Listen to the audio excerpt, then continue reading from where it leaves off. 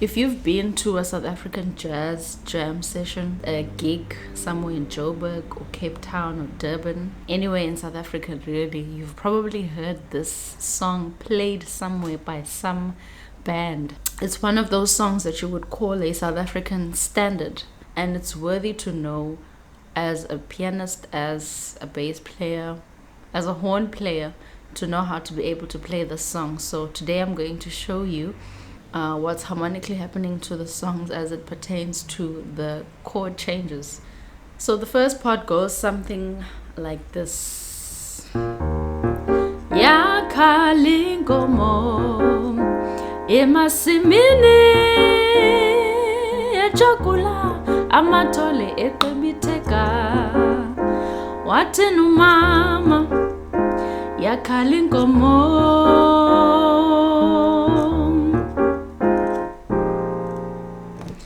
So what we have here is we've got E flat bass in a sort of vamp style. By vamp I mean it's recurring, so we've got E flat throughout the whole A section, and what the bass is doing is 5-2-1. Well, firstly the song is in the key of E flat major, okay? So by 5 I mean B flat, E flat to 1. And what's happening in the right hand is we've got E flat 7 to F minor, E flat 7 to F minor. I don't know, I've always wondered how to improvise over the song or how to analyze it. I mean, in order to improvise you need to be able to analyze it. And I've always found it interesting, why is it E flat 7 and not E flat major? Because the song is in the key of E flat major, but then why is it that chord 1 is E flat 7? And upon transcribing a lot of songs over the few years, you know, I've realized that a lot of the times jazz musicians sort of use artistic license, is what it's called, to change chord qualities, to change chord qualities and to just give it a certain feel. And E flat major in this case gives it more of a traditional feel, also gives it more of a blues feel, because this E flat 7 to F minor, F minor over E flat, this definitely gives you a more Xhosa sound style of music. You know, when you've got it's a Xhosa music we have.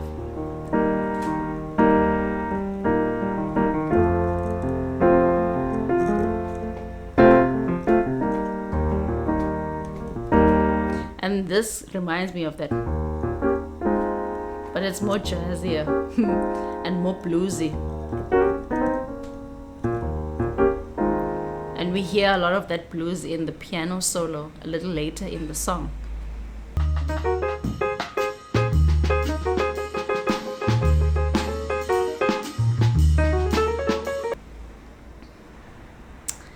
Now the B section starts off with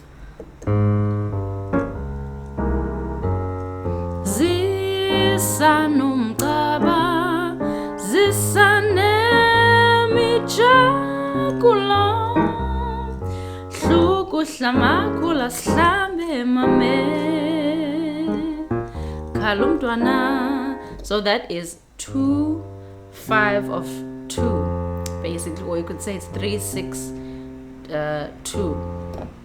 But the reason why I'm saying it's 2-5 of 2 is because that's how it's functioning. It's an approach progression to F minor. So G half diminished here, and I'm voicing it just all the notes that belong in the chord, so no additives really. 7, flat 3 and flat 5, and then C7 I'm keeping these two, well then you obviously need the third.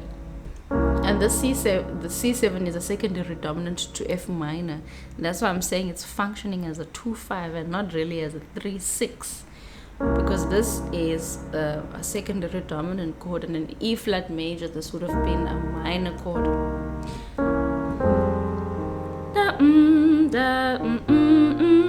So here we've got a simple 2-5-1 in the key of E flat, and then it goes back to to the 2 of 2, 5, 1. So you have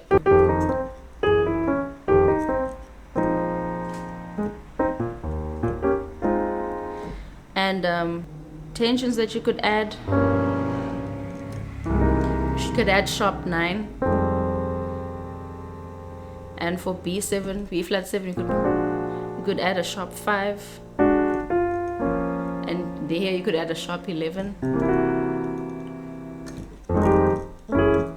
I just want to talk about this movement.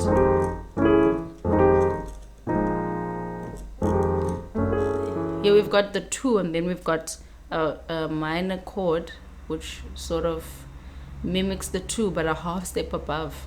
And some things are found in jazz that you can't, some things you get to understand when you listen to music, when you transcribe music. This is such a classic jazz movement. Like when there's the 2, sometimes we'll do like a 2-5, a half step above. So that kind of reminds me of that. Man.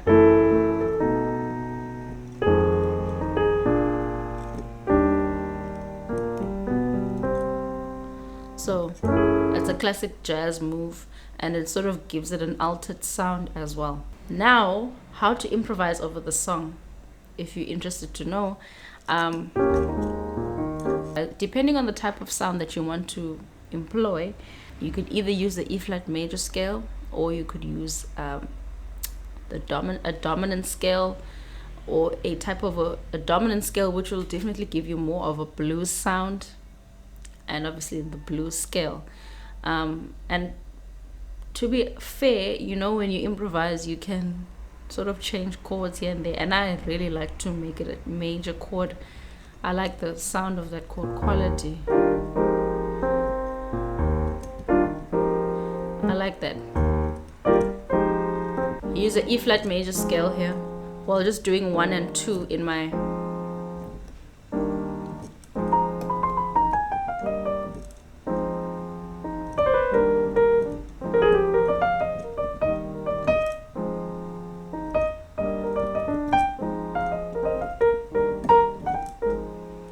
if you want more of a blues sound, you do.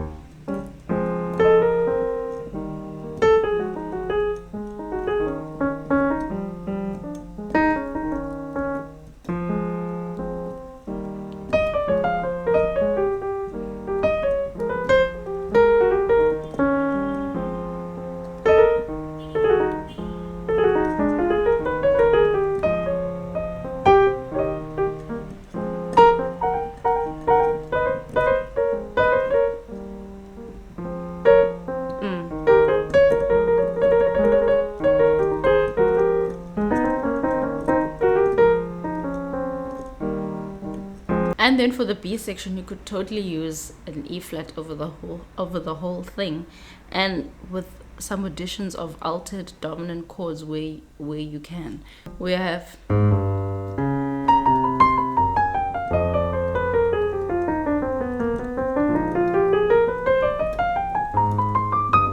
that's the E flat major bebop scale, which has a passing step between 5 and 6. So I could totally use that over that whole section.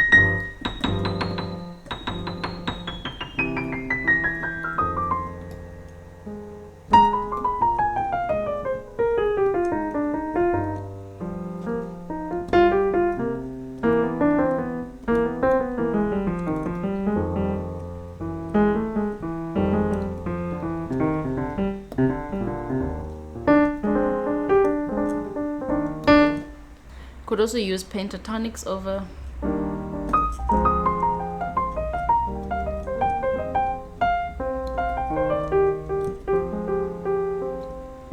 So that would be E flat major pentatonic or C minor pentatonic.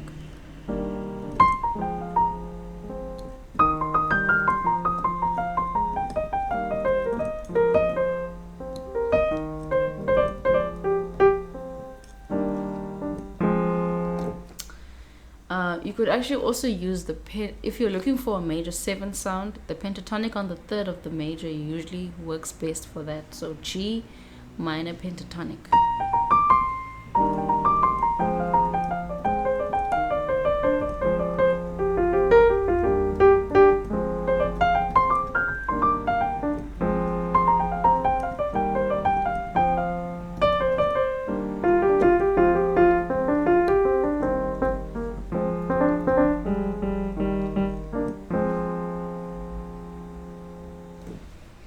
So guys, I hope that helped, and if you've got any questions about this song, do leave it in the comment section, and please also give me video requests of what you'd like to see.